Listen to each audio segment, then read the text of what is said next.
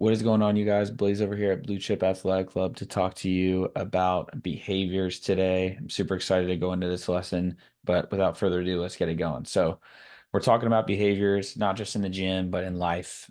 So, let's kind of get right on into it. So, what are behaviors?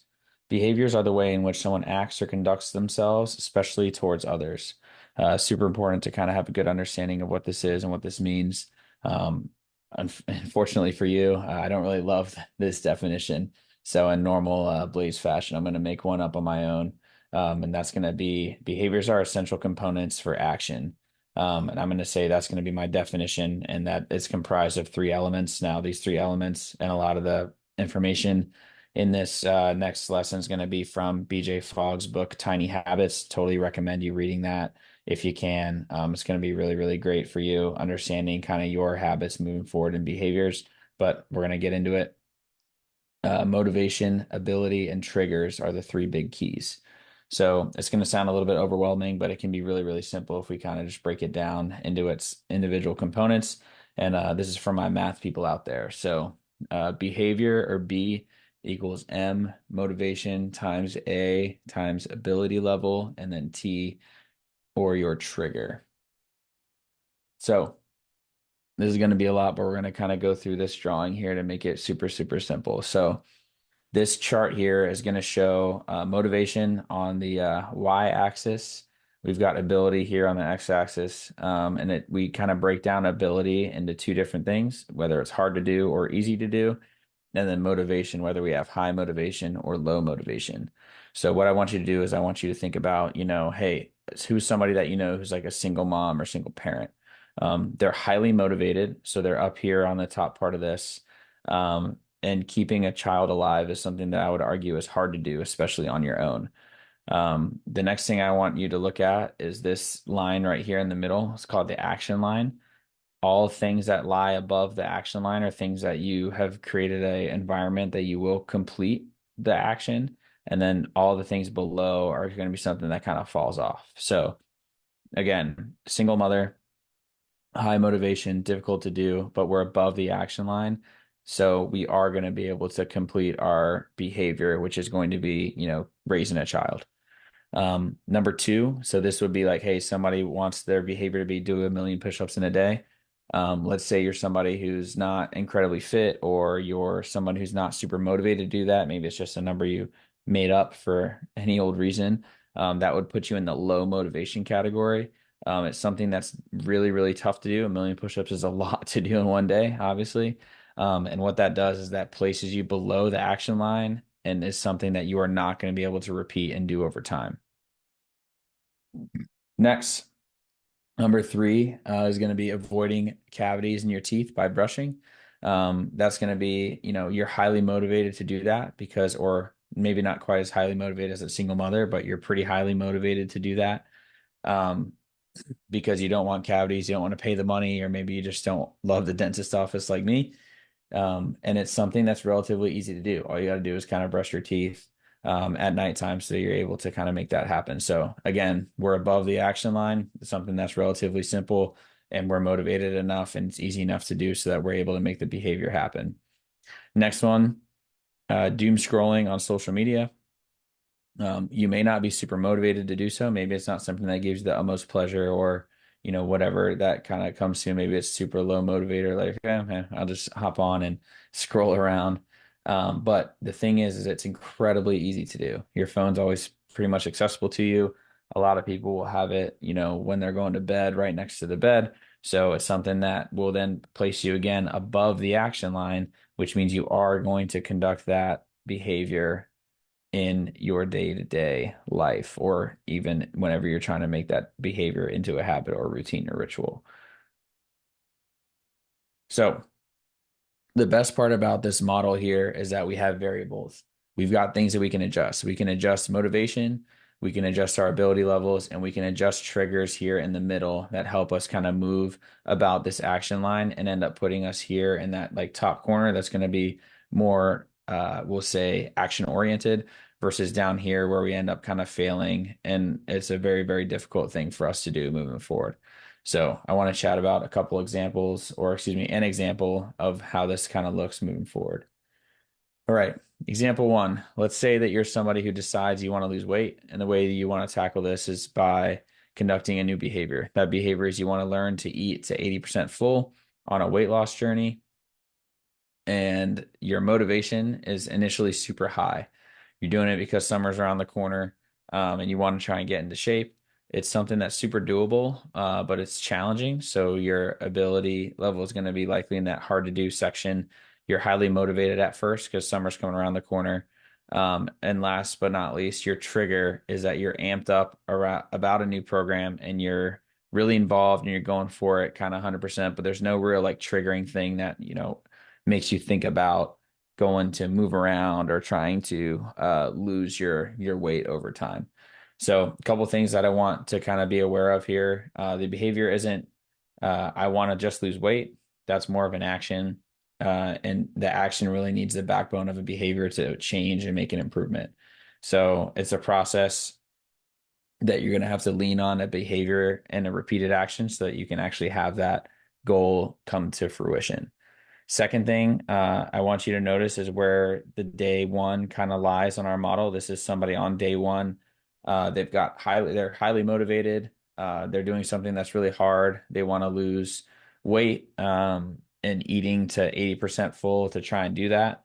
But really what we're doing right now is we're kind of riding that early motivation wave that a lot of people end up doing when they dive into a health and wellness journey when they try to, do anything really. It's so new, it's kind of novel.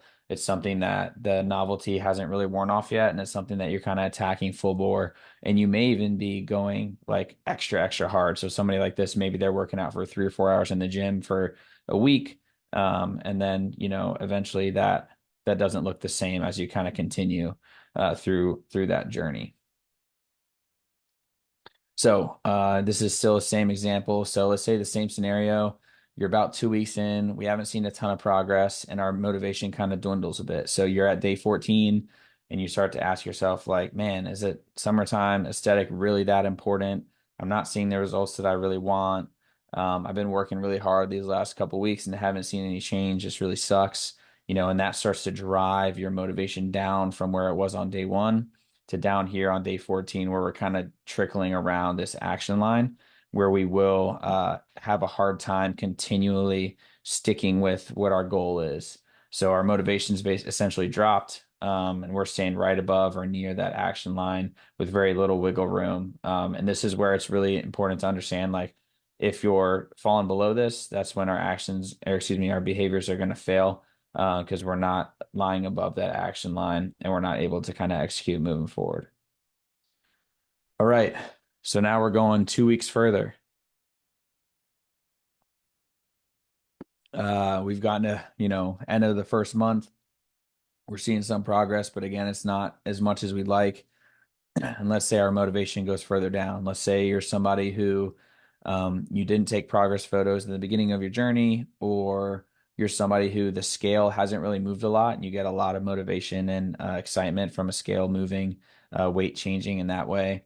And that's not really happening. So just like that, you're going from day 14 to day 30. You're taking yourself out of the game and you can't execute on your action, your behavior anymore because your motivation's too low and it's too hard to do over time. It's too hard to adhere to your behavior that is eating to 80% full so you can continually lose weight. And now you're back into this yo-yo, whether it's diet or exercise routine or some blend of the two, so that you're not able to continually make that easy shift and then make progress occur over time. So, what I want to do is I want to change up the scenario. We're going to reframe kind of our minds and ideas behind this and then kind of move forward. So, what I want to do now is highlight the differences between the initial goal, or excuse me, behavior, as well as kind of the additions that I have set into place. So, behavior now is going to be you want to learn how to eat to 80% full on a health and wellness journey. And you decide to do this and excuse me, decided that you will take a 5-minute walk after lunch every day to make this happen. So your motivation, again, you have super high motivation. You're doing it because summer's around the corner, but your motivation is also going to be higher because your family has a history of diabetes and you want to be around for your kids and partner. Now, does every single time you decide that you want to do anything in your life need some crazy intrinsic motivation? No, I'm not saying that vanity is not real and an okay motivator. What I am saying is if you can find something that's a little bit more deeply rooted, you will have higher levels of success over time because it's something that you can always come back to as like a guiding North Star style of a principle. Ability. So, what is your ability to just walk, to eat 80% full, and then just decide to take a 5 minute walk after lunch every day? I would say it's super doable and it's also much simpler. You know, you're breaking it down to just taking a 5 minute walk. Some people, maybe that's you leave your lunchbox in the car and then you go and walk, you know, to go get it, kind of however that looks like. And that kind of gets us into our triggers. So, a couple triggering mechanisms that you could use are, you know, when you sit down to eat, you take off your shoes and that reminds you to put them on to walk after your meal. Maybe you set an alarm on your phone to walk after you eat. I don't know what that would look like, but let's say your lunch break is 12 to 12:30. At 12:24, you're like, hey, I've got a minute before I need to pack up and kind of let this go. Or another great one would be like, hey, you ask a coworker to go walk with you. So you have somebody else to kind of hold you accountable. You can chat and kind of move on throughout your day. So this is how we kind of set up a different behavior that's a little bit more robust. So we're able to set that up for our success moving forward. Okay, now let's check in on day 14. So again, our behavior is still the same. We want to eat to 80% full to help us lose weight. We're going to try and take a 5 minute walk after lunch every day. Our motivation is now dwindling some. So that initial wave of motivation has kind of brought us down that motivation line. And you still haven't seen a lot of progress yet, but our ability or for us to conduct what we're going to do with our walk is still super easy to do. It's still simple, still super simple for you to take a 5 minute walk. It's very, very easy to make happen. So we're still lying on this part of the realm. And then the triggering mechanism. So let's say you end up finding a partner to walk with that helps keep you consistent. So you end up walking with your coworker every single day, and that helps you kind of remember to do so. All right. So check in on day 30. Let's say that for some reason you're in this position where your motivation is still dwindling. Maybe you haven't jumped on the scale, you haven't looked at progress photos, maybe you didn't take them initially, and you're like, man, I don't know if this is even working.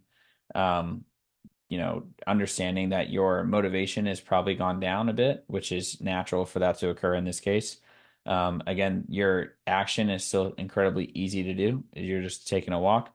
And then your triggering mechanism is you're finding your partner that helps keep you consistent and you're walking with your coworker every day. But look, even still, even if we weren't able to see that motivation increase, we're still lying above that action line because we've chosen something that's easier to do versus something that's more difficult to do. We're going to be able to see that action over time. We're going to have a more attainable goal, and you'll end up having that snowball effect kind of react over the course of your health and wellness journey. So, what I want to get into is how can this framework for behaviors get into a habit? A habit is going to be a settled or regular tendency or practice, especially one that's hard to give up. And one thing I want you to kind of understand and realize is that when it comes to habits, you either form them or they form you. So all habits are formed by behaviors that compound over time. So kind of going with our previous example, you know, let's say on day one, you're eating until you're 80% full, and it's kind of a challenge. And day 100, eating until you're 80% full is a bit less of a challenge. And a day 1,000, it's even less of a challenge. So the habit ends up becoming automatic. We're able to reap benefits of compound interest from something as simple as a 5 minute walk after we eat. And I kind of want to break down how that would occur.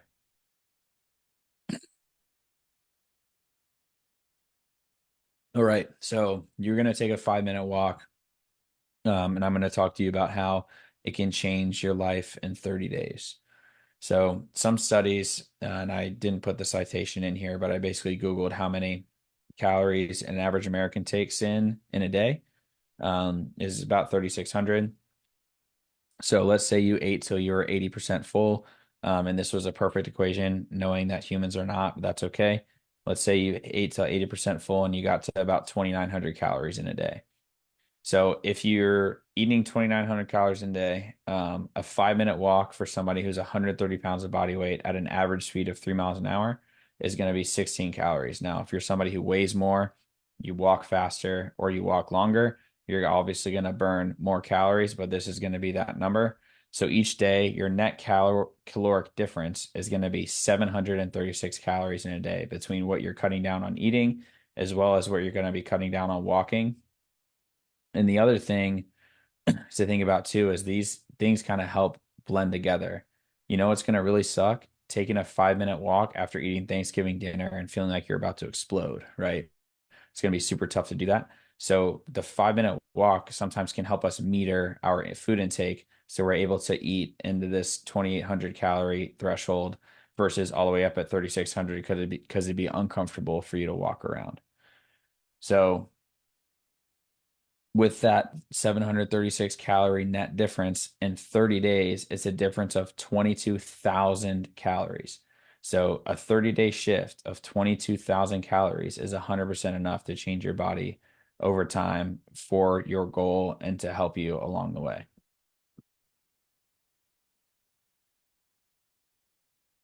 So, what did we ultimately do? We took a behavior and we turned it into a habit, but not just any habit, it's a tiny habit. One that's really, really simple to implement. Even if your motivation is low, you're able to still attain and reap the benefits of your work. And ultimately, we eating until we're 80% full is really hard to know and do right at first, but you're getting feedback from your body so that you know whether you did it, whether you overdid it or not, which again kind of goes back to that Thanksgiving dinner scenario. Realize that along the way, it's not about being perfect. It's about finding a tiny habit or behavior and then an action that you can reap the compounding effects over time and continue to get better. So the moral of the story, start small, understand your simple formula of B equals MAT, make adjustments along the way, and keep it simple. Let me know if you guys have any questions, and we'll see you guys in the next training video. See ya.